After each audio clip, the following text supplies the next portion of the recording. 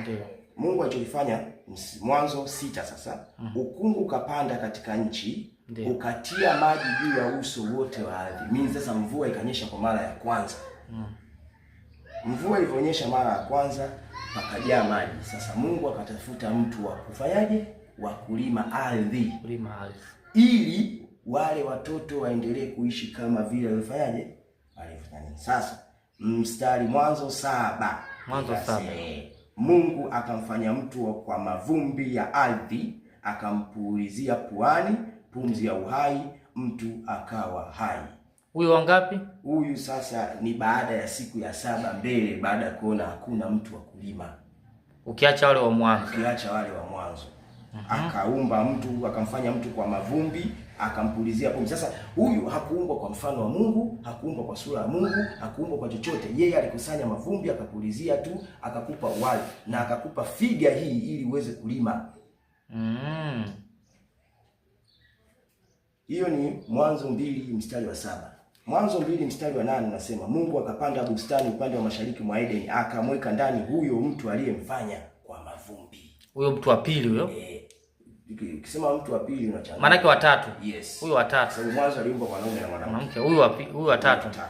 Ambaye ndo kamfanya?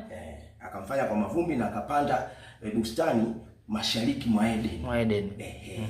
Kwa hiyo kumbe bustani ile sio bustani ya Edeni. No, ni bustani iliyotengenezwa mashariki mwa Edeni. Mashariki mwa Edeni. Yes. Kwa hiyo kwanza unatakiwa ujue Edeni ni wapi na pia ni bustani, na kwa upande wangu mimi kwa bustani huwezi kuiona hata ufanyaje kwa sababu pana makerubi. Nitakuonyesha mbele kwa nini bustani haiwezi kuionekana tena. Tuendelee kwa sababu kuhusu huyo mtu wa tatu sasa. Sasa huyu mtu wa tatu aliyewekwa kusini mwa Edeni, mstari wa 9, Mwanzo 2 sura ya 9. Mwanzo 2 sura ya 9. Bwana Mungu akachipusha katika ardhi kila mti anaotamanika kwa macho na kufaa kuliwa, na mti wa uzima katikati ya bustani na mti wa ujuzi wa mema na mabaya.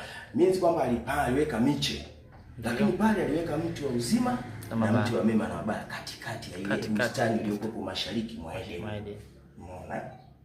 Baada ya hapo mstari wa Mwanzo 2:10, 11, 12 inaelezea mito sasa. Mito. Hii inaelezea mito na maana ni hivyo. Umeona? Lakini tukienda Mwanzo 2 mstari wa 16 inasema Bwana Mungu akamwagiza huyo mtu akasema, matunda ya kila mti wa bustani waweza kula.